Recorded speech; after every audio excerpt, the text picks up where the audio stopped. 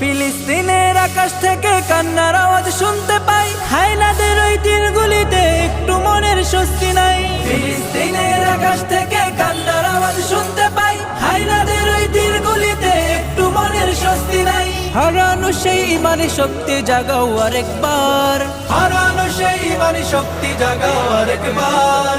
উচ্চ স্বরে তাকবীর বলো আল্লাহু আকবার, আল্লাহু আকবার, আল্লাহু আকবার, আল্লাহু আকবার, আল্লাহু আকবার, আল্লাহু আকবার, আল্লাহু আকবার, আল্লাহু আকবার, আল্লাহু আকবার।